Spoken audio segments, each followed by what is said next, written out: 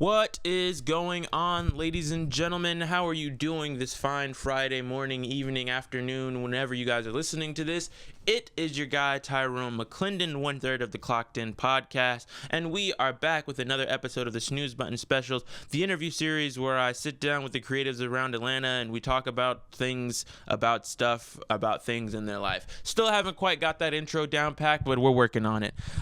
So as a lot of you guys know, on the last episode, I sat down with Jay Newton, a member of the collective known as 80Ape, not 80Ape, as I incorrectly said in this interview. And sat down with Jay, and I got to learn more about a lot of the people who were in it, and he recommended I sit down with Miss Cleotrvppv, and that's what I did here today. I got to sit down with the beautiful, the talented Miss Cleotrvppv. I'm just going to tell you guys right now, I'm going to apologize right here and there. I didn't make a single reference to Cleo from Set It Off. I didn't tell her that for Halloween she could be like Beyonce from Austin Powers, then she could be Foxy Cleotrvppv. I didn't even make one reference by saying like it's in the cards, nothing like from Miss Cleo. Didn't do a single one of those things, and I'm lacking. All right, I'm sorry, you guys. So let me just apologize for that right now. But besides that, it was still laughs and a good time with Cleo. Me and Cleo, I initially met her through Reach TV, interviewing some DJs for Player 99. And then I ran into her again at the Kenny Mason show. And at that point, I was like, yo, you know what? Like, you need to get on the show. And Jay had already told me about her. He was like, yeah, man, you got to have Cleo on. She can talk. She's funny, all this and that. So I was like, you know what? I'm all for it, man. So we linked up, exchanged numbers, and luckily she stays like right around the corner somewhere, like less than a 10-minute drive, which is rare for people coming to Sandy Springs. So I was very appreciative of that to happen. But Cleo came by. It was a whole little vibe. It was me, it was her, Freddie was there. We had it was just a nice conversation. We related on both being only children, found out she's less selfish than I am. We just talked about being driven to do your passion, even though the stars may not align for you to do it at the moment, but you got to tough it out and sometimes make that shit happen. A whole bunch of inspirational stuff, all that, but also just a very casual interview. I got to learn a lot about Cleo. She got to learn a lot about me. She got to flip the interview thing on me, which has never been done before. But yeah, it was just a great time. I really enjoyed this, and I'm very thankful for Cleo for coming up. Oddly enough, the day after we recorded this, I got to go to a venue where Cleo happened to be spinning at. Unfortunately, I did not get to see her because, at midnight, my carriage turns into a pumpkin, so I had to go. But that wasn't the first time I was ever presented with that opportunity. I've seen her spin I don't even know how many times now at this point. So I wasn't left worrying or with any qualms because I knew the party was in good hands. So once again, I want to say thank you to Miss Cleotrvppv. I want to say thank you to the 80Ape Collective.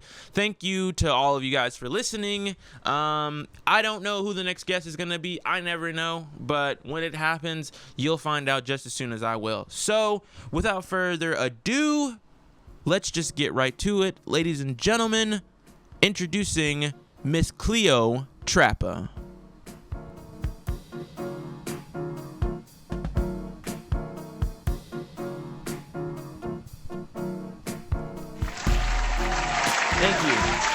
Thank you. You're too kind. Please. That's my live studio audience. They just like to chill out and everything like that. But how are you today? I'm doing well. How are you?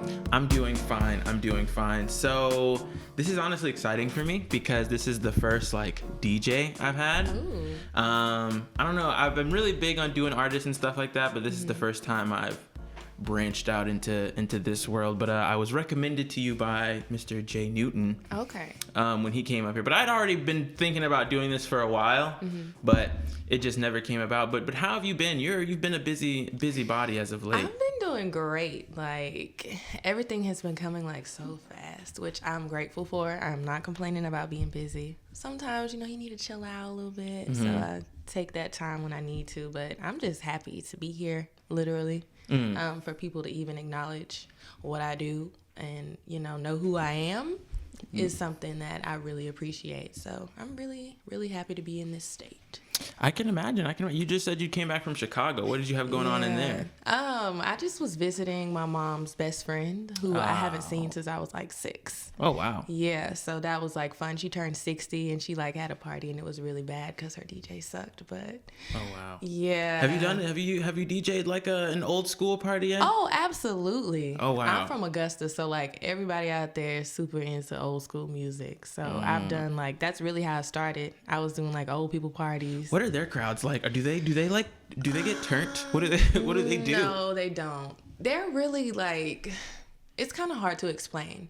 So when they're drunk, then they'll dance. But like they try to be bougie and they won't dance the entire time, and it'll just be like, why am I here? But people will enjoy it. So it's weird. Like if you're going off of trying to read them, you're gonna fail.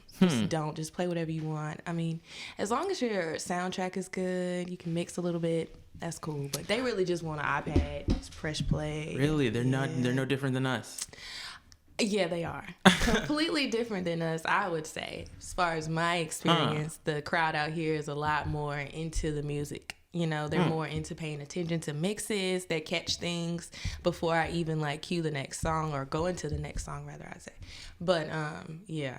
Like, no, I refuse to DJ in Augusta. I don't do that. Are you part of, because I had some friends I went to college with who are from Augusta, and they were the first people I'd ever met from there. Did you like have to leave during the Masters? Did you live? No, I didn't live on that side. Okay. I was in Columbia County, and then Richmond County is like super close. Like I was right on the line. My family's home. So technically it was Columbia County, but we never had like any major issues with traffic on our side. But on that side, yes, it's absolutely terrible. But people make bank, like that's what I heard. Houses up and stuff. This one girl told me, she was like, "Yeah, literally that whole week we just leave and we rent our house out, go and on vacation. They'll pay, because these are like some people with some money coming to these things. They definitely will pay. Like, I know people whose family rents out their home. Like, they just put all their stuff in the attic. Yeah. Yeah, it's kind of weird, though, because some people are like, yeah, they just literally leave, like, everything the way it is. They leave photos up and everything, and these people just stay in their house. Yeah. It's kind of like... I mean, but essentially what an Airbnb is, though. True. But I think, like, most of the time people don't really live there all the time. You know, it could be like a vacation home or something, but this is like where these people go after work. I guess. Type of thing. I don't know. Some Airbnbs, I had one Airbnb I stayed in, it was like, I had to sleep in like his daughter's room. Oh, wow. Was it like girl stuff all over the walls and stuff? It wasn't too bad, but you could definitely tell this was like a child's room. Like the bed was so small. Like I was like, literally I couldn't like turn either way. But I don't know. But yes, like I said though, you are a DJ, and I'm always like, I always considered myself a person who was like really into music and stuff like that in my circle of friends. But as over the past year, I'm learning that like I'm not into it as much as I think, because I hear you spend like 6 to 7 hours a day just on like SoundCloud, just searching for music and stuff. Yeah, I mean, it's so much out there. And I think like that's what I've learned over the years, is so much music out there. Like you'll never fully tap into half of what's available to you. But I'm just a music head. Like that's how I enjoy myself. I just go and find new music, new artists, new producers, things like that. That's just my personal enjoyment when I have nothing else to do. I would like to say I like to do that, but I'm kind of like, well, because my biggest fear is to like get old and like not want to change my, like I'm just like every new thing that comes out I'm like, oh, that's trash. Like gotcha. But I feel myself getting there somehow. Like I try to fight it. I'm very open-minded with a lot of things, but sometimes things come out and I'm just like, who do you think is trash? Because it sounds very fresh. Like no, it's not anyone. It's no one in specific I could think of that I think is, at least not at the moment I can think of. Okay. But there are certain like trends and sounds that I hear that I'm just like, okay, like maybe it's just this phase. Maybe wherever the music goes after this, maybe I'll be like, okay, I like that. But I don't know. I find myself very like, do you ever find that? Do you find yourself like... Sometimes like you can tell like, okay, this sounds like Thug, or this sounds like Gunna, this sounds like Cardi, but I don't know. Like I feel like a lot of people pull from their inspirations There are some pure biters now. No denying. You can tell, like, all right, I already know what he's trying to steal, but the majority of the time, I don't really have too much issue with seeing somebody is like, oh my God, this sounds like the same shit. Because, I mean, there are a lot of sounds out there. Yeah, I mean, and there's definitely a lot of sounds we haven't even, like, tapped into yet, especially, like you said, with everybody, like, drawing inspirations from everything. But I don't know. It's a lot of hit and miss, I think, now. I agree with that. That's even with, like, albums now. Like, I'll run something and it'll be, like, maybe 3 or 4 tracks that I'll actually go back and listen to. But everything else is just like, all right, whatever. Now, when you say that, do you, how do you, like, quantify, like a good project or something? Because, like, I can't think of too many projects, maybe, like, out of this year, maybe 2... That's a lie. Maybe 4 albums that I could think, like, front to back, I can be like, okay, every song there is solid. But I don't know, like... I'm really heavy on production.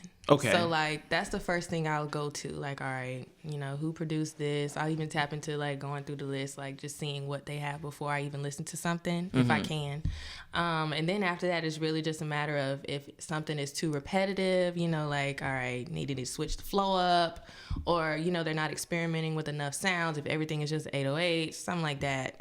It's kind of really where I started at, but I think it's just a matter of just sitting with something, listening to it a few times, because a lot of times we'll listen to it the first time, we're like, all right, I'm over it. But sometimes projects just have to grow on you, and I'm learning that now. What project is growing on you right now specifically? Ooh, God, specifically, see, you're gonna put me on the spot. And honestly, this is like one of the harder questions for me, just because I listen to so much. It's like not one thing going through my brain. I'll tell you, for me, for right now, Trippie Redd's newest album, because I was always kind of like, when Trippie first came out, I was like, he came out in a very time where his aesthetic was kind of saturated, like everybody was kind of doing that, and I was like, okay. But then as over the past, people have just been playing it for me and just been like, yo man, you heard this? And I'm just like, okay, it's kind of nice. It takes time. I'm also like that with every Drake project. Okay. Every Drake project, it takes me a while before I'm like... I will agree with you on his newer things. Because, you know, like the old stuff, that hit us at a different time in life. But like now, what was his last project? See, that's how loony I think it was Scorpion. Scorpion? Okay. See, that had to grow on me, but I don't think it grew on me how I wanted it to, unfortunately. But like as far as current projects, Tinashe, she dropped an album called Songs for You, and at first when I heard it, I was like, all right, it's kind of corny. Then I replayed it and I was like, damn, this girl's really snapping. Like, I really was impressed with that. Whatever happened with her? I know she went on like this like weird EDM phase.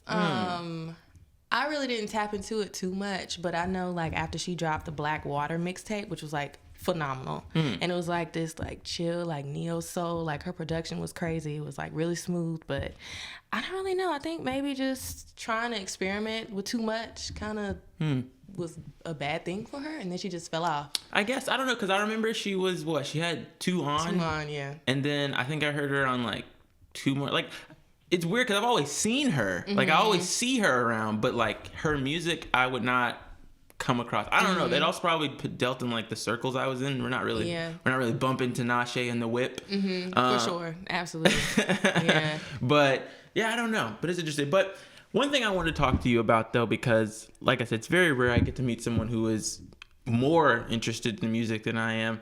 When did you first like really start like listening to music differently? And like I could point out in my life maybe 2 points where I can think of, but one in specifically I'd probably say like it was the springtime of like my junior year or my sophomore year. One of those. And no, it was my junior year, because I remember we went on like a bunch of college visits, and I was just like, we drove like to all these states and stuff. So I was like, let me just download a whole bunch of like mixtapes and a whole bunch of stuff and just listen on the road. And I think I listened to like acid rap. It was like No Label 2. So this is 2010? No, this is 2013. Acid rap came out in 2013? Yeah. Damn. I don't know why in my brain I had that like so far back. Jesus Christ. Yeah, you're right. Yeah. Dang. And I just remember that summer, just after that whole spring break, I came back, and after then, just music, it all sounded different. I listened to it differently. Can you point to a moment like that in your life when it just, it clicked? It was like my 8th grade summer. I started playing AAU basketball. And so like you said, with your long trips, like we had long trips. And I think like from that, I just started like downloading music on my little iPod. That way I had something to listen to like during pregame time. And then from like 9th grade, when I started playing ball for my school, I would make like all the CDs that we warmed up to, even like the varsity teams. And if I was swinging or whatever, I would definitely like have a new tape every other week or something, just because that's just how interested I was. And they liked the music that I picked. So I was like, all right, cool. So I was even like a DJ then and didn't know it, kind of, sort of. But definitely like that year. And then I was just super into just finding different things. Like growing up, my dad had like a crazy music collection. And like I would just go pick something out, find a CD, pop it in his little stereo. I'm like, okay, this is cool. Then from that, I just went to type in like, who produced this? You know, like I was just super into it before I even knew that I was. Yeah. But definitely that like 8th grade, 9th grade year was like crazy for my like IQ of music. Just grew. Yeah, I think that was a formative time. 'Cause I think that's when, for me at least, that's when those 2 summers was My Beautiful Dark Twisted Fantasy came out, and then like the next year Watch the Throne came out. And like, I don't know, that's when I wasn't quite as big of a Kanye fan as I am now, but I don't know, I just remember all those songs, and that whole time was but I will say the summer of 2012, I want to say, and that's when like Born Sinner, Yeezus, Mac Miller, I think. Yep. It was a whole bunch that came out in that one summer, and that's what really just made me start, at least as far as like lyrics and stuff like that. I was like, yo, like niggas can actually rap for real. Like people actually out here making music. Yeah. I think that was the first time I'd ever heard Travis Scott too, was that summer. I was like, cause I heard, I mean, he might've came out the year before, but that was the first time I'd ever heard him. But I don't know.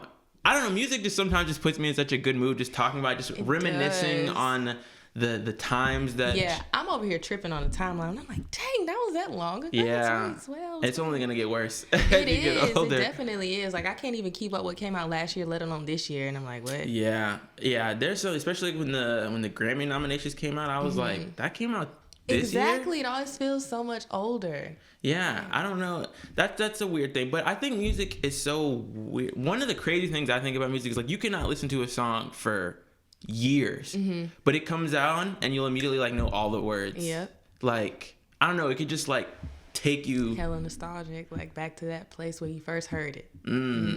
Yeah, absolutely. Yeah, you're real big on nostalgia. You have a lot of, like you said, a lot of throwbacks in your songs. Is that, I mean, just tell me what it's like when you put together a set. What is normally your thought process? So it really just depends. I don't necessarily put together a set. Okay. The only thing that I will do is I like download newer music. Like if it's something that I just got or something I just heard and I want to make sure that I play it, I'll make a crate in my Serato, which is essentially my set, how I prep for it. But I don't really just run strictly off of whatever I put in that crate. So really, I mean, if I'm pulling from something or I get an inspiration like, dang, I haven't heard this song in a while, you know, just on my leisure time, I'll go ahead and like make an Apple Music playlist, put it in there. That way, whenever I go to prep, I'll just have it already there and I won't forget. So I kind of just do it that way. But I don't really have a pure process other than that. Just, you know, whatever I may come across in the few days before I have a set coming up. Yeah, and I actually heard you say that in one interview, and I kind of related to it. You were saying like, you when you first started out, you would kind of have like a planned out, okay, play this song, this song. But then as you, Jesus Christ, shout out to my air conditioner, it is so loud.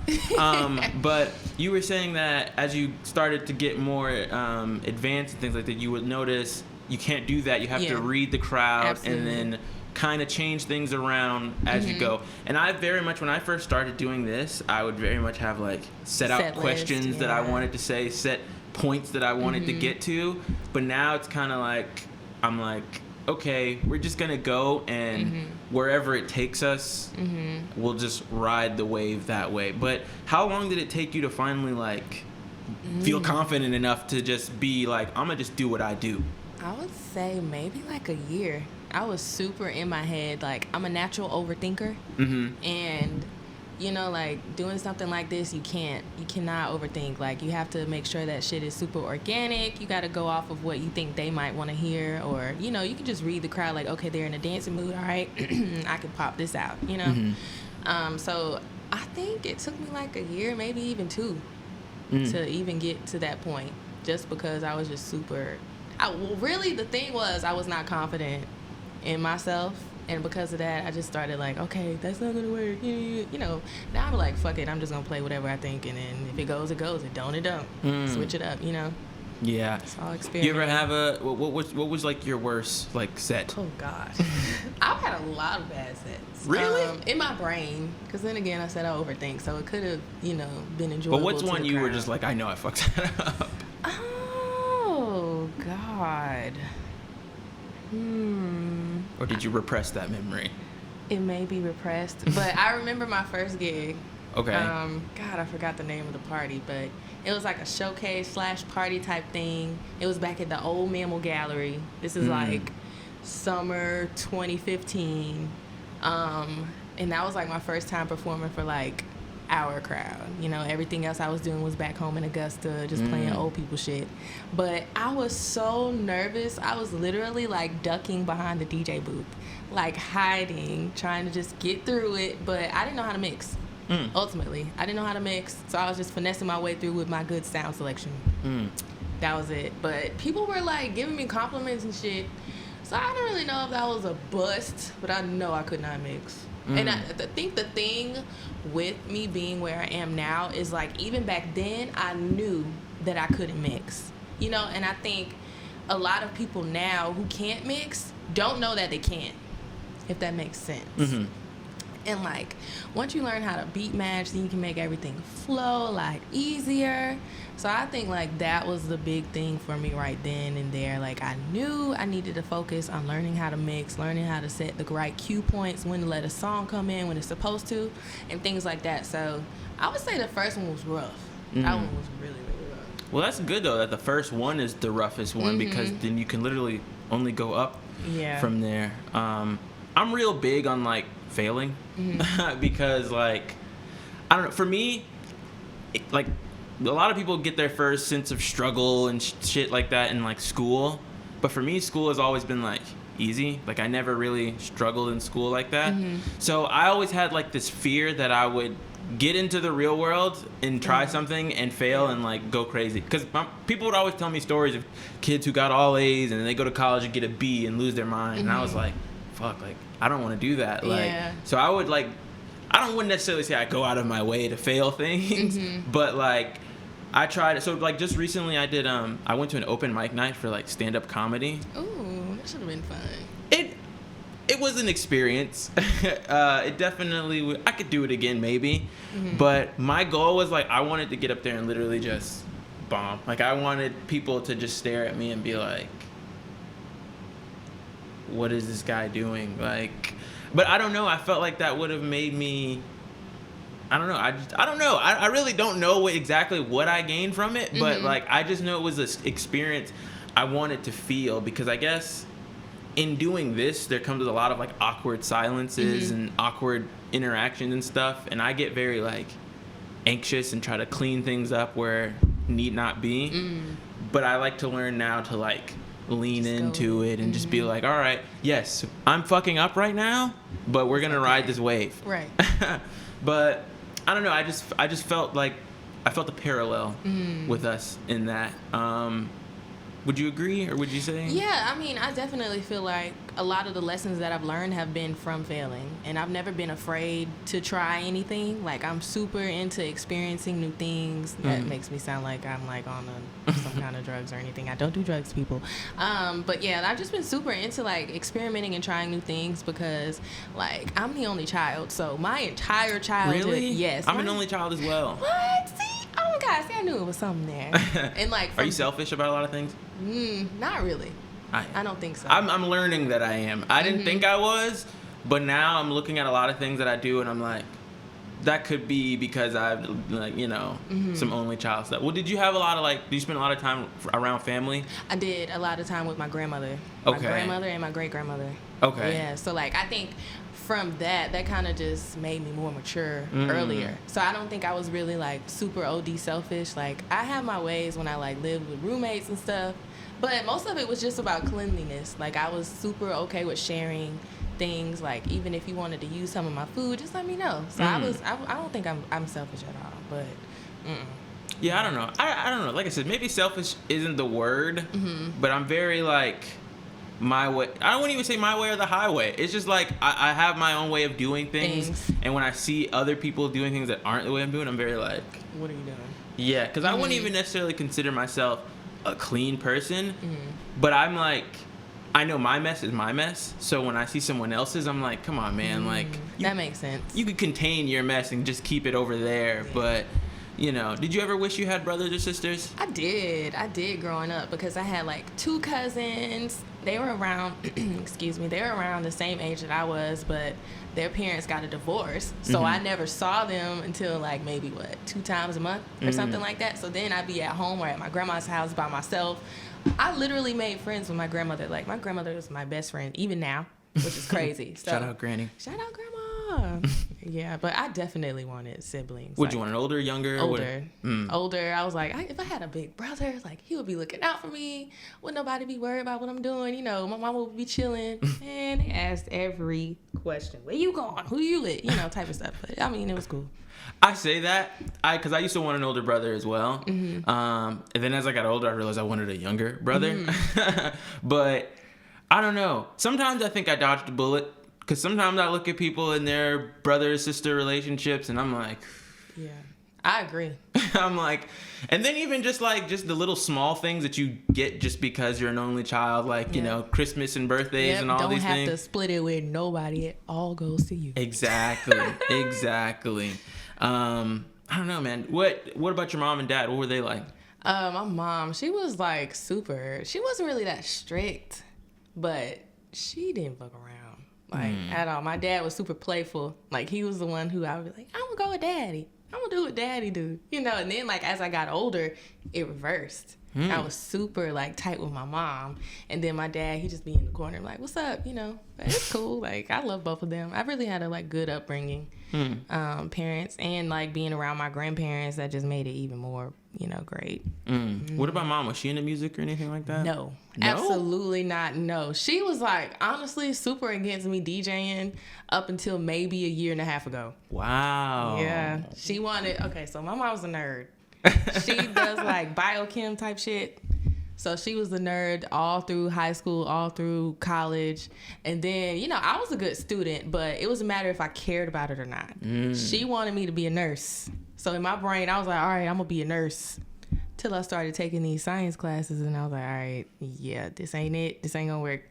So I had to figure something out. And then, I love psychology. I'm learning about the why and not the how too much, So, from there, it just went on. She's around now. She understands. Seeing the vision now. She sees that I'm making money doing it, so she's not really. That's really all you start showing them that, and then all of a sudden it start to click. Right, you know what? Maybe you do got something going on over here. here. Girl, I've been trying to tell you. You just need to listen to a mixtape or something. Yeah, I'm in that transitional phase right now. My mom, she's a little more understanding. She gets it.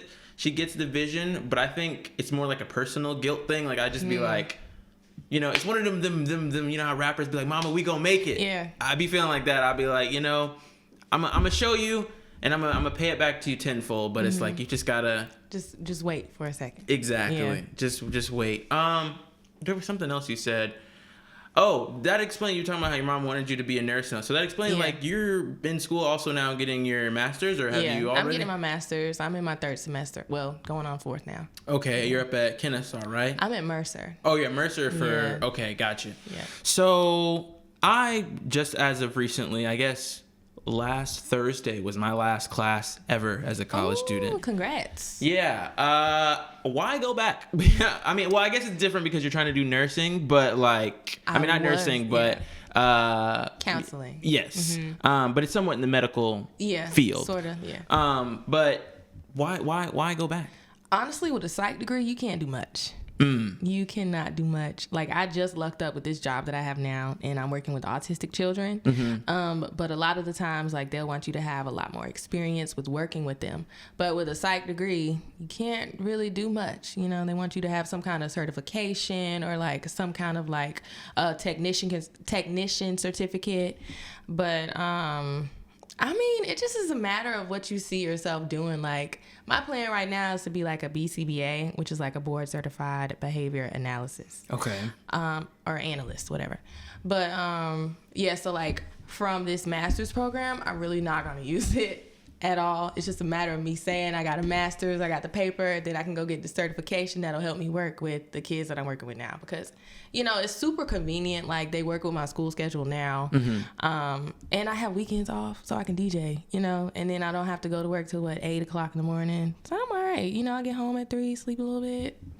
I mean, sounds nice. Yeah. But, I mean, why go back? It's just a matter of figuring out what you want to do. I would not recommend going to get a master's degree if you do not know what you want to do. Because, you know, it switches. Even in, like, undergrad, I imagine you probably switch your major, if you did or not. I switched once, but I kept it in the same category. Yeah, I was public relations, and then I went journalism. It's different once you're taking out them big boy loans. I learned that I was blessed. I did not have to pay for college at all. That's great. And that's also part of the reason why I don't want to do masters in it, because I'm like, I don't want to have to pay for nothing. I said the same thing, because I didn't have any debt either. Yeah, so I didn't have any debt.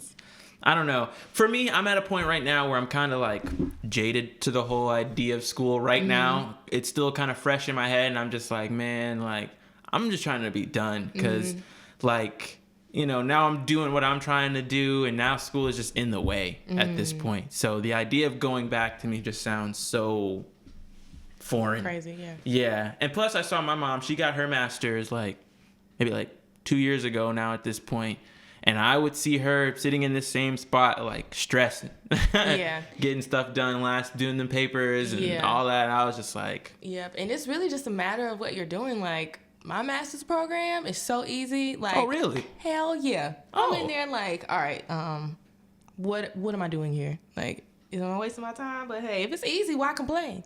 But see, and that's kind of, I'm on the end where like, I guess I kind of need a challenge, because I've been in school. Like, I got to the point like college. I'm gonna be real with y'all folks. Like, if you can pass high school, if you got your high school diploma, you can pass college, bro. It's the same thing, really.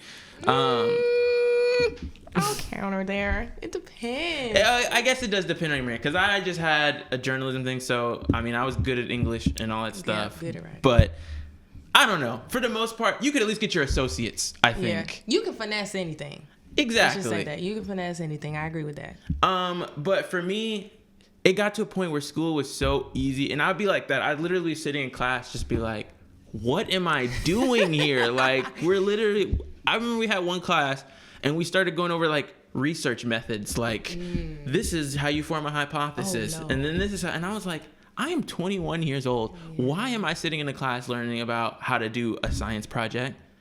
It just, I don't know. I just got to that point with school, and I was really just questioning, like, why are we here? Why, like, you know, like alien type stuff. Like, why are we really here? And I don't know. I mean, but hats off to you, though. Anybody who goes back and commits and does all that, I mean, hey, you're more powerful than I. Hey, we don't know that. As of right now, at least as far as your will to do something. Well, I appreciate that. I mean, it has its highs and its lows. You know, when you're tired as hell, don't feel like doing anything. Even if it is easy, it's a task that you have to do. You know?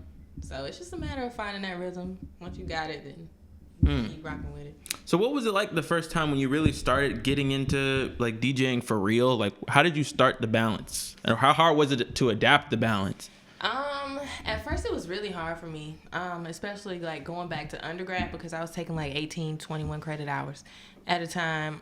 Luckily I wasn't working, so it was just like that and then DJing, but you know, having to be up at 8 or 9:30 when I just got home at 4:35, something like that. And I was a night hawk, so if I'm home, I'm up. So I'm not going to bed till whenever I feel like it. But yeah, it was super difficult in the beginning. I think like after I kind of like realized like, okay, I'm probably going to be doing this long term, or, you know, longer than I anticipated, because at first it was just a hobby. It was something that I just enjoyed doing, and then I just so happened to start getting involved with parties, and then from there it just grew. So I definitely think like the balance just came from learning to be disciplined, and prioritizing whatever needed to be prioritized first. You know, getting more organized, making a list of things that I needed to do, making sure that I'm going down that list, you know, not stopping or pausing or getting lazy, which is natural because we're human, you know, we make mistakes, but just a matter of being disciplined and keeping the routine consistent. Yeah. I respect that. I like what you say about prioritizing, because I have a lot of friends who have like a lot of wild ideas and things that they want to do, and I deep down know that they can do it. But the thing that'll always stop and I'll be like, but you know, when I get off work, you know, I'm tired. I don't know. Well, then I get off school and this. And I always tell them, I'm like, man, if it's something you want to do, like you got to make time for it, or you have to sacrifice something. Like, you know, most people have sacrificed them hours of sleep, or, you know, sometimes you just be like, I can't go out tonight, or I can't go chill this, that, and this. I don't know. It's just, why do you think it's so hard for people to just make that realization that like I can just do this thing if I literally just start doing it? I think the first thing has to do with patience. You know, like if you're not sleeping because you're focused on getting this new thing done, or you're digging for new music. I think you just have to learn to develop the patience and the love for it. I feel like if you really, really care about something, you'll figure out a time to, you know, slide something else in to help satisfy whatever it is. Like for me right now, I've been struggling with coming up with the time to learn to produce. And I've kind of been just good at naturally figuring things out, but learning like different softwares has been mind blowing to me. Like I cannot get it. And the thing with it is I right now am not making the time for it, you know? So I think it's just really a matter of what type of person it is too, because if you got somebody who's, you know, is going to make excuses or be like, well, I got this to do, I got that to do, then you shouldn't expect much progress from them. Yeah. But I mean, in my nature, I just kind of have like a list of things in my brain at all times of what I want to do, the things that I'm currently trying to do. And I feel like once I figure out a time to maneuver it in, I'm going to stick with it and keep it going. So it's just a matter of who it is, you know, how patient they are, if they're willing to learn, they're willing to fail, then, you know, I think that's just really what it is. It just depends. It's that. And I also feel like it's part like accountability. Oh, yeah. Because like even you just said, like you consciously were like, I know I'm not making enough time or I'm not making the time for this. And a lot of people, like we say, will be like, oh, it's actually because of this. It's because of school. But like, no, it's because I am. And I think what some people, and I tell my friends this, I'm like, you have to maybe be a little more honest with yourself.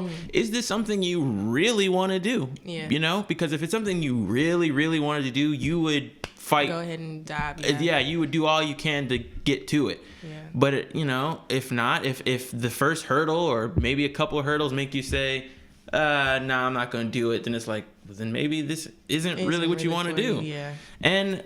And I think that's another thing. People have that fear of being like, kind of like a failure of to try something and realize it didn't work and then having to tell people it's not going to work out. But, you know, I just think people have to be honest with yourself. Like, it's okay to be like, I'm just not good at this, or I don't really like this. Or, because that's how I was when I changed my major. I really thought I was going to be like a PR agent to the stars. Like, I thought I was going to be all this and all that. But I took like one on-campus internship. And all the stuff they had to do, I was like, oh, no. Nah, about all that. All that. But I just had to be real. And I told them, I was like, yeah, bro, like, I messed with the vision and all that, but... Nah, this ain't for me. Yeah. And, you know, it's good to be super transparent, because then you won't have any hiccups because you're being honest with yourself, you know, and honest with those around you. Like, this ain't gonna work. I feel like that's, you know, key in any type of relationship you're building, friendships, whatever. You know, you just got to be honest. Yeah, I've definitely learned that. And it starts with being honest with yourself. Because you can lie to yourself. Because you could think you're being truthful with someone, but that's because you're lying to yourself. Because I've told people things and just made myself believe it and just be like, yeah, like that's really what's going on. But when shit starts to blow up, or when shit starts to... Hit the fan, yeah, and you're really like... what am I really doing here? You know. That's good. I didn't even like think about that, but that's so true. Yeah, I mean, this year 2019 has really honestly been crazy for me. Like as far as like self-actualization goes, I've been real like curious on why I do the things I do and how I keep ending up in the same similar predicaments and stuff. So I've been kind of like self-auditing as the year has been going on, and I've learned that I haven't been honest with myself about a lot of things. And some we're still working on some, and some I've overcome. But do you have any relatability to that? Have you found yourself kind of or struggling to be honest with yourself about some things? Not really. I think like in my brain, I'm a very tough critic. I'm very hard on myself. And so I think like everything that I'm aware of, you know, I'm like receiving it. I'm not putting it off or, you know, making up excuses for it. I don't think so. Not in my year, this year, no. Last year, absolutely. Oh. Yeah. Last year was like, it was too much going on. Shawty was drinking too much, living my life too much, not taking care of the things that I needed to take care of. And then like I graduated that summer, so I had 6 months off from school, and that, I lived my life. Let's just say that. But nah, I don't think this year, no, not in my case. That's great that you're like super aware of it though, because that's a lot of people's downfall, the fact that they're not aware, or you know, they try to go blind to it, not try to work on those things. Yeah, it's a, I don't know, it's a gift and a curse. I feel like being self-aware, because you can get yourself, you can catch yourself before you end up in too crazy a predicament. But sometimes you can like you can limit yourself sometimes by being too self-aware, because I find myself I've developed some sort of social anxiety, because like I'll be in crowded areas and be very aware of everyone else looking at me or thinking about me, and then that'll, I don't know, overwhelm you. Yeah. And I mean, I don't know, my nervous tick is I sweat. And so like I'll find myself just all of a sudden I'll be sitting somewhere and I'll be like, damn, like I am dripping right now, and I don't know why. So interesting. And then, you know, like bouncing back off of that, I think because like one of the first courses that I took in my counseling class was like self-awareness, you know, how to make sure that you're not lying to yourself, because, you know, you could go ahead and like put those onto your client. Yeah, so I don't know. It's just kind of, you know, it's weird. And like social anxiety is becoming like a more casual conversation that we're having in our society and in the like music world now. And like, it's a real thing. And a lot of people are like saying it doesn't exist, or how can you do this and not do that? Like this whole Summer Walker type of bullshit. Well, she was a stripper. How does she have social anxiety? Yeah. I don't think she's talking on the pole. You know what I'm saying? Like, I totally understand where you coming from with that. Like, yeah. Absolutely. Have you ever felt like when you first were coming out onto, well, I guess, did you ever have that thing of trying to like make connections and having to make that first move or anything like that? No, you've never? Oh. No. Excuse me. Privilege. No. In my experience, I just kind of just let it ride, and I'm like, okay, if it's supposed to happen, it'll happen. Yeah. So I never was like OD pressed to, you know, put anything out. I just wanted to make sure the interactions were organic. I did go places and, you know, I might say hi or something, but it never was like, hi, my name is Cleo. I'm a DJ. You know, I see you have this party. Like, that's not in my personality. I never did that. I thank God. You know, it's blessed that people just recognize, you know, the life talent of luxury. Hey, I wouldn't say luxury. Because, well, I don't know. It comes to the territory, I guess, with the whole, like, journalism thing. You kind of have to come up to people and talk to them. And I don't know. I never had a problem of, like, just sitting down, having a casual conversation with somebody. But it's something about when you have to do it, it becomes... Because I can feel myself not being genuine sometimes. So, like... the whole time I'll have this conversation, I'll be like, I don't know. Like, it just has a weird vibe to it. I kind of get that. One of my closest friends, she's doing like sports journalism, and like her time has been kind of extra hard, you know. But right now she's really like just trying to figure it out, and She actually got a job like back home, so she's working on just developing her journalism, period. Not necessarily specific to sports, but like from that, like just seeing her do things, I'm like, dang, how'd you get there? Like she's been like all over, and she's like, girl, I just be talking. Yeah, it's honestly just sometimes just opening your mouth can get you a lot of places. So I will say, like, I think that is kind of my downfall because I don't want to talk when I don't have to. And like that went back to me like not having a mentor. I taught myself, like I never had a mentor. And I think that in the beginning I was like, I taught myself, you know. I kind of had that ego. And then now I'm like, dang, I imagine how far I would be right now if I did have one. You know? So I mean, it's two ends to anything. It's two sides. You know, it could go left or right. But. Yeah. I mean, but you're not alone though. You have the whole 88 thing. How did what did I say? 808. A lot of people say it. I said 88 because it's just how it's say that. Yeah. And I think it's because like on Instagram you can't see that the O is little. So yeah. 80. Okay, that makes a lot more sense. Yeah. Because I was like, okay, 88. All right. A lot of people say that, so don't. And it rolls off the tongue too. It does 88. So it goes. It's supposed to be a play on like 808. Ah. Yeah. Mind blown. Yeah. But tell me a little bit about how all you guys came together. So, Jay Newton. Birdie.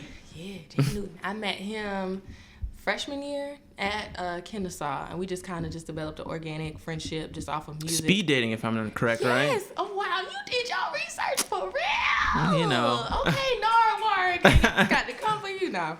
But, yeah, so I met him during speed dating. That was so funny. And, like, everybody there had a different name. Like, he said his name was Jay, but on his like name tag it said Jeff. So I'm like, all right, nigga, what's your name? But yeah. So anyways, like from that, we just developed an organic relationship. He was like, I'm a rapper, and I was like, for real, I love music. That was before I even like wanted to experiment with DJing. And like from him, he already had Jock Beats and Boss Man. And Jock Beats is like a engineer, producer, artist, rapper, singer, just amazing musician. Then you got Boss Man. Boss Man is like the key engineer, producer. Like he can sing a little bit. I'll go ahead and say this. He got a project dropping real soon. Be on the lookout for that. Yeah, so like they already knew each other. Boss Man and Jock are cousins, and then Jay was just friends with them. So they grew up together, you know, kind of had like an organic relationship of revolving around music. So then once we got to school, maybe like 2 years after I had met him, he was like, all right, well, not even 2 years, let me go back. So that same year that I met Jay, maybe like 6 months after, I was like, I'm kind of interested in experimenting with DJing. He was like, you should do it. You know, he was just like, straight up do it. Like, go ahead. So I started like Googling different things, like YouTubing, what's the easiest setup to start with, cheapest, you know, cost efficient, because I'm in college. Hey, I didn't have a job. But, so then from that, like I started playing at his shows and like I would go wherever he went. And then from that, I developed connections with those people through him. And then so after that, you know, I kind of got introduced to Boss Man and Jock. And then they really kind of founded it because I had nothing to do with the name. I didn't know about it. They kept asking me like, we got to come up with a name. Like, I don't know. That's one thing I'm terrible about, names. So then it was like, all right, this is what we're going to roll with. And then from there, it just happened. You know, like, we always were around each other. I was always at their spot. They always were working on something. They always want, you know, like, I would be there to give my feedback when it was needed or whatever. And just trying to, like, get a direction and a sense of what they're going for. And, like, from that, we all just grew together. Yeah. So. And you guys stayed together the whole time at Kennesaw and all that stuff? Pretty much. Well, okay. Jock lived on the east side in Decatur. Boss Man moved. He went to school at Southern. He transferred to Kennesaw. Georgia Southern or Southern? Georgia Southern, sorry. Not Southern University. Yeah, he transferred from Georgia Southern.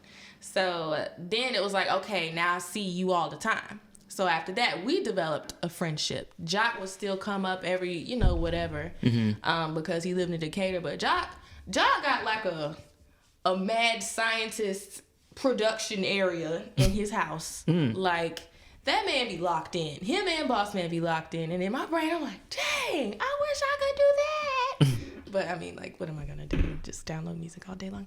But anyways, yeah, so I'm going on a whirlwind right here. I apologize. That's perfect. Like This is what we wanted. Let's fuck up. But yeah, so then you got Akil Shaw. He's an R&B singer. We love him a lot. He's like the most supportive person ever. And like, if anybody says something to me, he's like, what? Like, that's my bodyguard.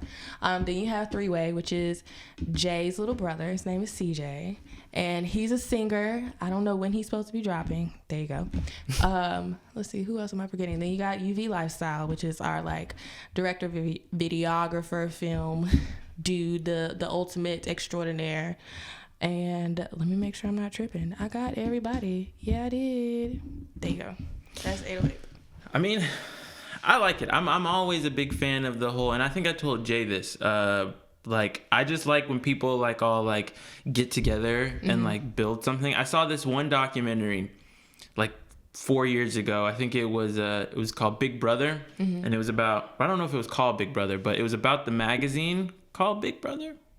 I don't know. I'm terrible with the name, but something with Big Brother in it. And it was about this magazine, and just like all these skaters and all these people like came together and just started this magazine and just doing all this, at the time, what seemed like crazy shit. And everybody from there ended up having their own careers. You had Rob Dyrdek came from there. You had all the guys from Jackass came from there, and all those skaters and a whole bunch of people, all these creatives and athletes came from this one thing. And I watched that documentary and was just like, wow, like, because it starts literally from them like, yo, let's just hanging. Yeah, let's just start some shit and just do this and that. And then all the ups and downs and the lefts and rights to get to now everybody's on their own path. And I was like, damn, man, like, I really want to get together with like a team of people and like do something like that. And It's beautiful. Like, to even have just a group of people to go with, like, I have this idea, what do y'all think about it, you know? And then like, okay, implementing their input, or just sitting back and like, you know, looking back at what I'm doing and making sure that I'm not like over exaggerating, you know, just doing anything. But I really just appreciate their feedback, because it's like super organic, you know, like, yeah, all right, this is what I got, what y'all think about this? Like, even with flyers that I make, I'll send them to them like, all right, which one? Pick, you know? So stuff like that, even on like the little things, is super helpful to me. Yeah. Because it's always one thing to like try to build and do stuff with your friends, but to do stuff with people who you actually like respect, it's like a whole different thing, because like everybody's almost like a fan of each other in a way. Like, absolutely. So you'll see somebody be like, nah, man, like I want you to do it your way, because like I just like how you get down. And I can sense that from like all of you guys, like especially whenever you're DJing something, I'll see all of them like posting you on Instagram or something like, I'm super blessed to have the support from them. Like, it's crazy, because some people don't, you know, and like just to even have like one person, if all of them can't come, somebody's there, that's fine, you know. I really, really, really appreciate it. Like, I'm grateful that I met them at the time that I did, because I don't think I would be doing what I was doing or what I'm doing now if I didn't meet Jay.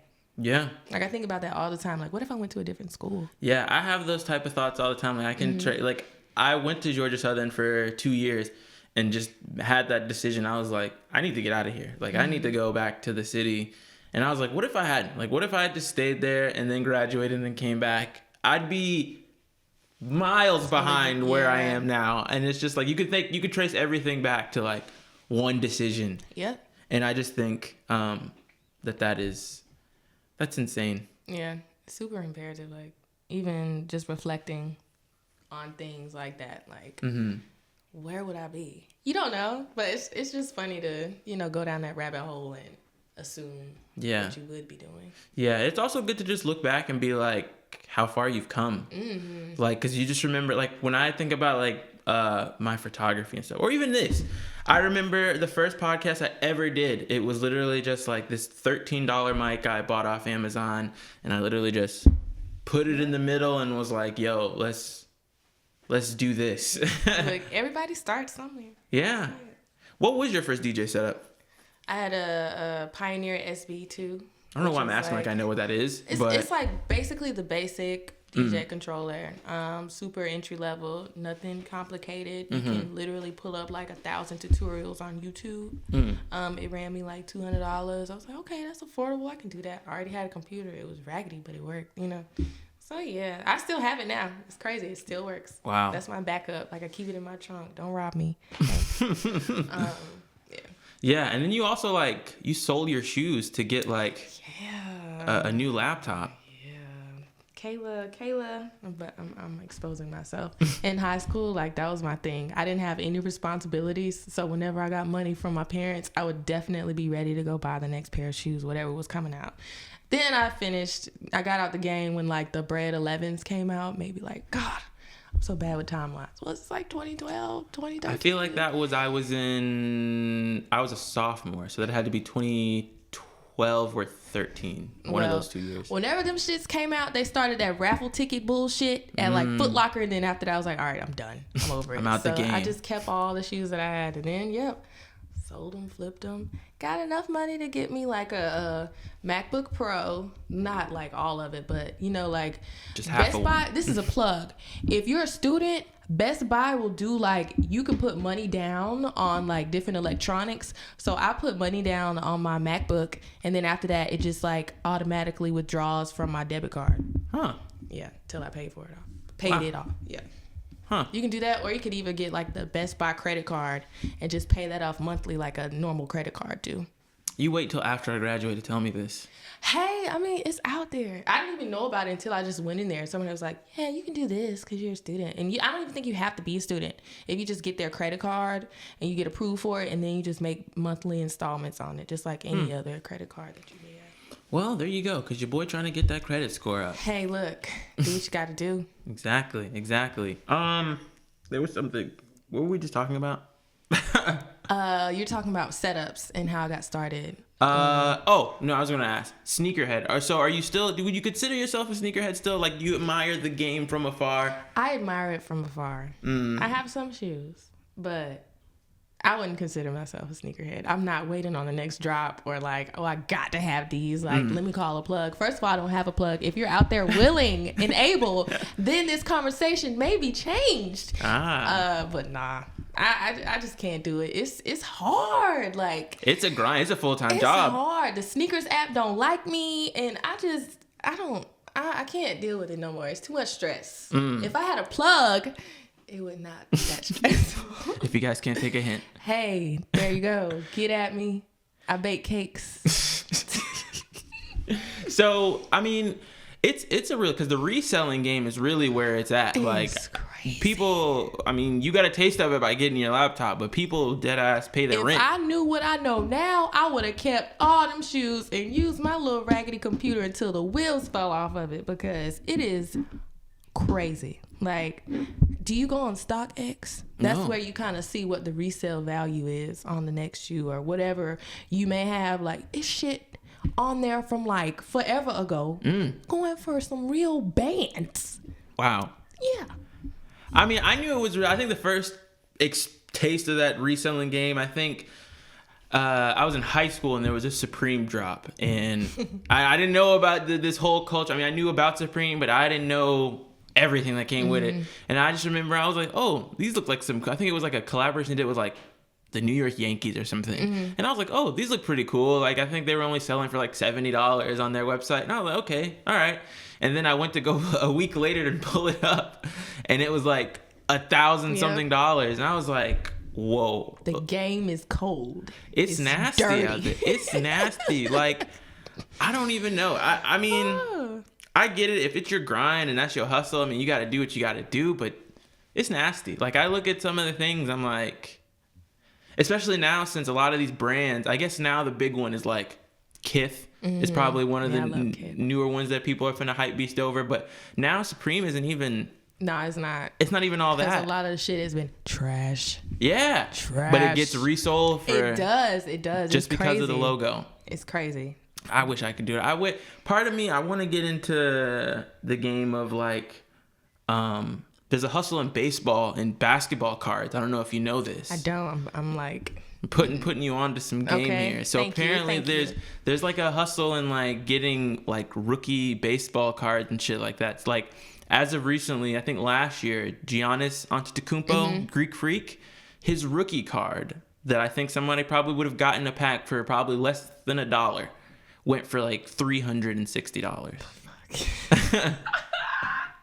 And that was before he won the MVP. So it probably went up ridiculously after that. That's insane. But I believe it. Like, I just don't. I know people place value on tangible things. And if you got it, God bless you. But I'm not going to put that effort into trying to get anything that I don't need. Like, if it's not a necessity, I'm straight on it. Yeah. But then they get you when it is something you need. Then it's like. Or you think you need it. Yep. Hey. Cleo, gotta be strong up there. You're on a different plane. No, but it's because especially with like shooting film photography, that's become very overhyped now. And there are cameras now they're good cameras. I'm not gonna lie, like they're not, but they're not what they're being priced at. And they go up every day because some famous person wants to put it in their hand and be like, hey, I think there's one camera called like the Contax T3 or whatever. And it's a really good camera. And I think probably when it originally came out, it probably cost like $300, $200. But now the price has gone up so much. Like Frank Ocean had it on the red carpet one time. Like Kendall Jenner brought it on the Tonight Show. And now it costs like $2,000. That's crazy. And people pay for it. That's even the crazier part about it. The power of quote unquote influencers right now is beyond me. That's like, the bag I'm trying to get because they be pulling in. They be getting money. That's YouTube money. Yeah. YouTube money. I think they were saying like Kim K makes like at least over $1 million just off Instagram. Bro, you know what? More power to her. More power to her. Man, what? I made $1 million off of Instagram. I wish. I'm saying I never leave the house. Just come on. It's insane. It's literally insane. Let's see. There was one more thing I wanted to ask you about. Oh, your relationship with DJ Oso. She's been a big influence to you, has she not? She has, yes. Definitely. Talk about that a little bit. Yeah. So I saw Oso back in 2014? See, my timeline is so wrong. I think it was 2015. It was at One Music Fest, and that was like the first concert or festival type thing that I ever went to, and I went by myself. So I was like, okay, whatever.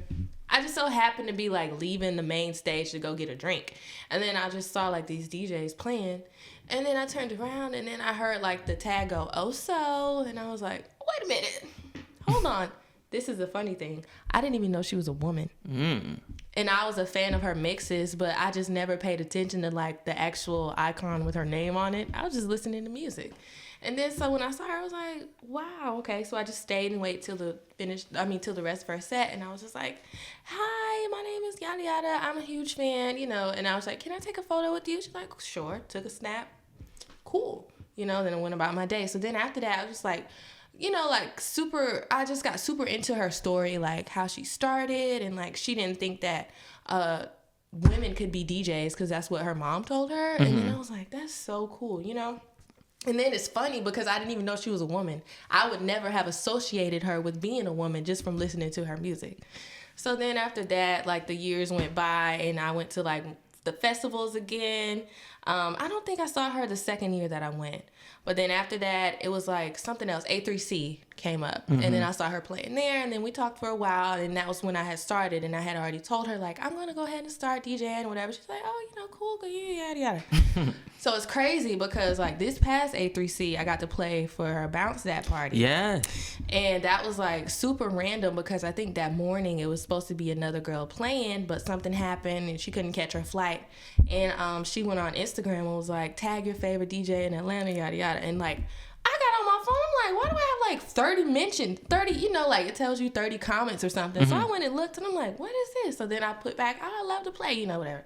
So she hit me later on that evening and was like, will you be down to play? I was like, yeah, for sure. So that's just crazy to me to have seen her. Yeah, that's a story and a half, like, right there. 3 years ago, and then, well, not even 3 years ago. I cannot add 4 years ago. And then, like, just to be able to play her parties because I was going to places to see her play. Crazy. It's crazy how life works. It is wild. It's funny for me because I've just, like, this whole scene or whatever you want to call it, like, I've only just really started coming out maybe like not even like a year and some change now. And like every time I go out, I learn something new. I see something new. The craziest story I ever have is, do you know Nicole Sakura Watson? Yeah. So like I literally used to just ride the train to school every day, just be in my own little world. And I would always see her. I never knew who she was, but I would just always see her. She always just stood out to me. I'm like, like, I don't know, just, you know, she was pretty. So I was just like, okay, I see her. Okay, all right, I'm exposed. But she is pretty. We love Nicole. Yeah, but I saw her and I was like, okay. But I never thought anything of it. And then I was just like, you know, time went on. I would just occasionally see her on the train. And then fast forward, like, some months later, I went to a show. I think Jeannie was DJing. And it was like, you know, Kenny Mason and all those guys are performing. And I only knew Kenny and I knew David, but I didn't know their whole crew or anything like that. Where was this at? Was this at God is Dope? Yes. Okay, I was there that night too. So I didn't even, like, I was just like, okay. But then I saw her in the crowd and I was like, that girl looks so familiar. I'm like, who is that girl? And then 10 seconds later, she gets on the stage and I'm just like, wait a minute. I'm like, that's the girl from the train. And I'm just like, wow. It's honestly like being exposed to like this, it's like an underworld almost, like, and how much it moves the culture and the needle of things that happen here. It's so crazy. Speaking of which, I didn't even realize there was that big of this like DJing like culture and things like that. What is that like being within this community of DJs here? It's amazing. It's far greater than any like friendship, or how do I explain this in words to where it makes sense? It's amazing just because you share a mutual love for something and the passion is just as strong with everybody else that it just universally flows. You know, like even in interactions that I have with, you know, the people on the scene now, it's always love. And a lot of them look out for me, like, you know, slide me a gig. I can't play this. Can you fill in for me or whatever? Stuff like that. Like, it's super organic. And we just really look out for each other. And, you know, like, to have a group of people that inspire you to keep going, who share the same thing that you love to do, mind-blowing. Like, I cannot explain it in any other terms other than that, just because it's that powerful.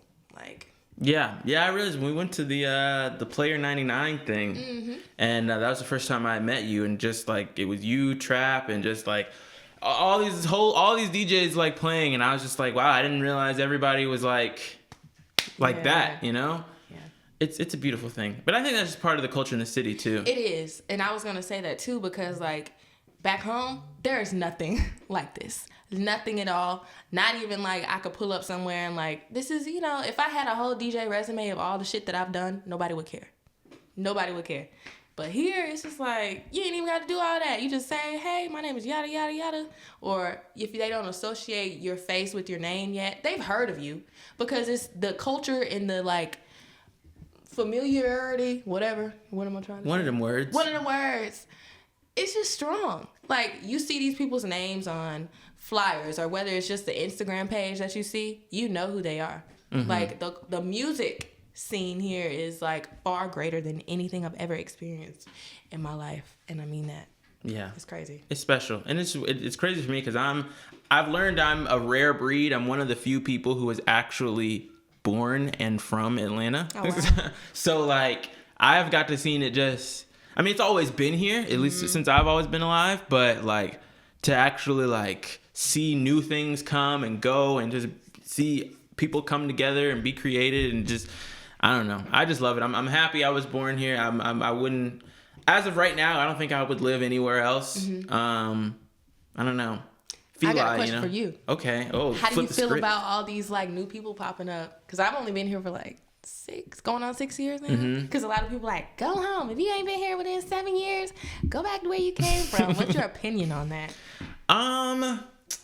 So there's different types of people who are migrants to Atlanta, and I give some of them special weight. So there are people who came when they were like in school and stuff like that, when they were like a child. I give them, well, let me put it this way. People who came here when they were like before 8 years old, I give you a pass because it's like, okay, You grew up here. Yeah, and you didn't really have control over anything like that. Things start to change a little bit when you get into high school, because in high school, you're kind of starting to find out, like, personality-wise who you are, and you start to identify with certain things.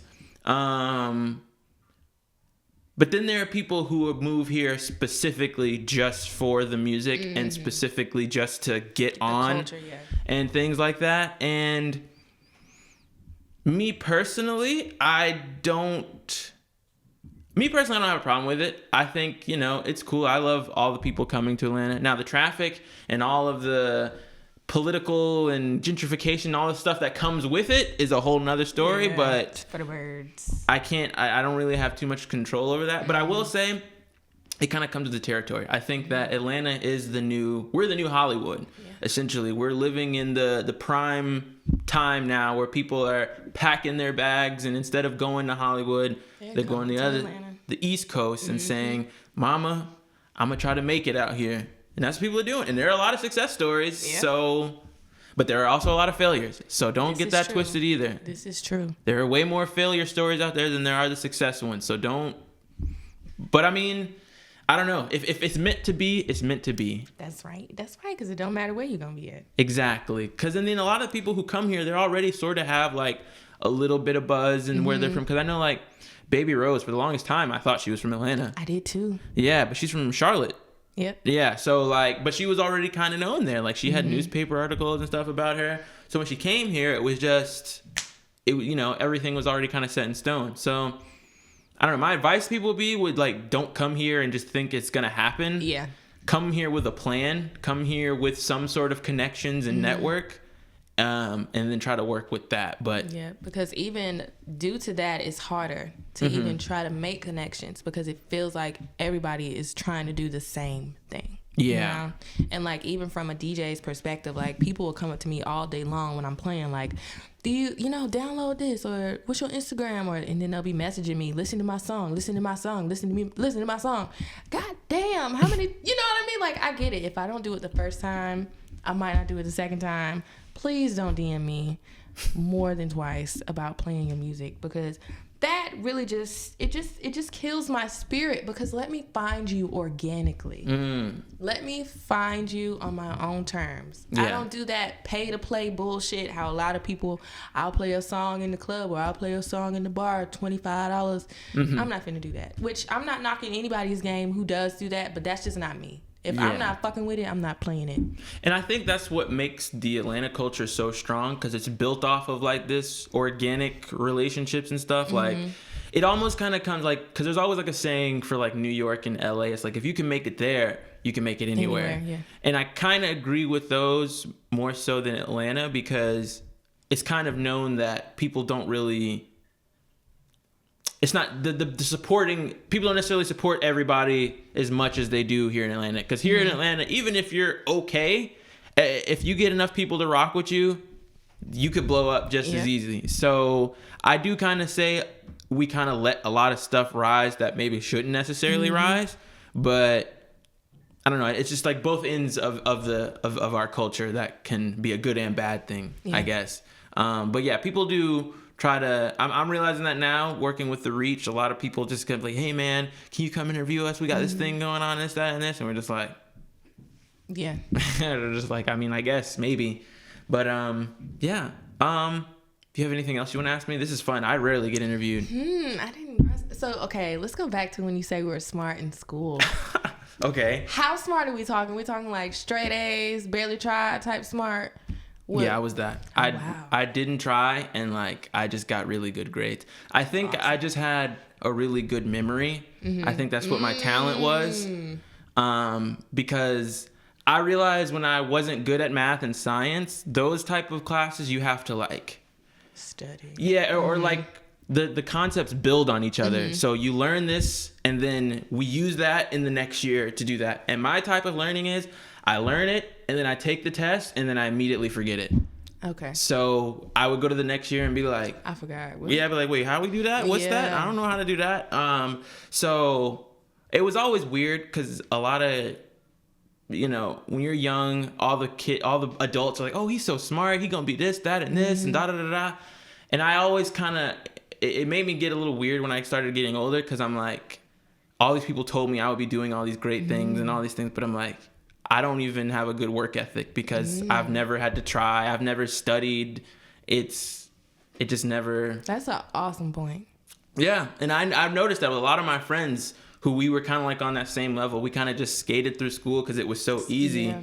And I see a lot of them now in life. It's hard for them to try to get into things or get things going, because they don't know how to grind something out and to see something through the end, because it's just like, if I can't do it, then something wrong with the teacher, because I'm the smart kid, you know?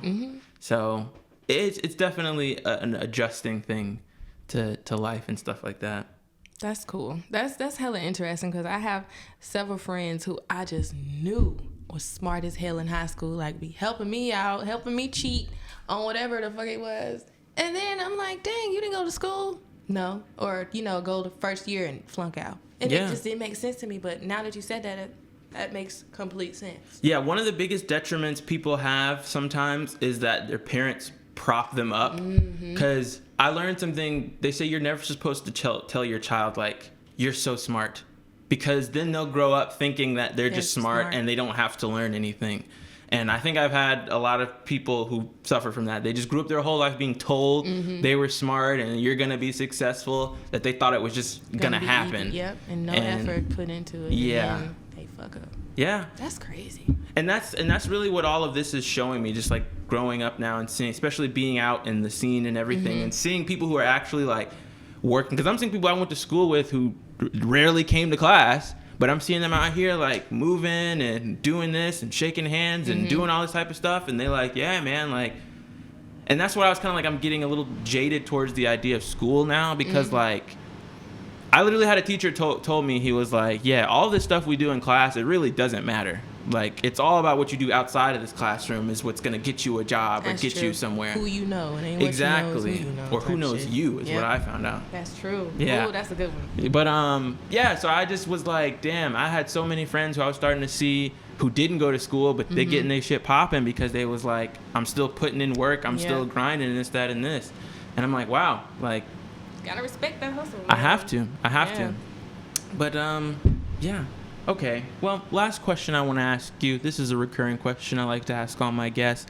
So if someone out there is listening to the story of Miss Cleotrvppv and they identify with something that you got going on and they want to be the best DJ in the world and they're about to get started on their journey, what advice would you give to them? Be yourself, man. Authenticity is something that I really pride myself on.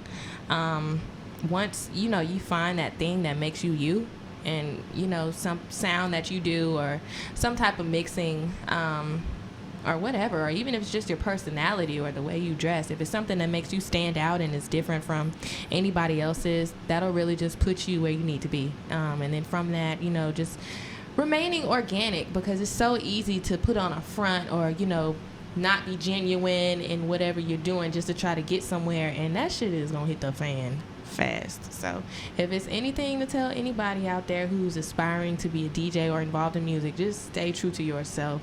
Do not compromise who you are for anybody, period. Well said. The audience is eating that up. Thank you.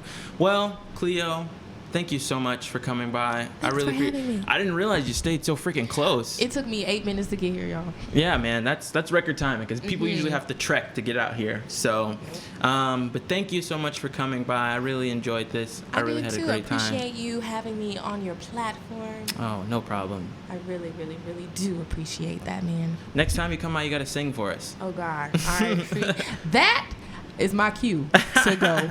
Bye.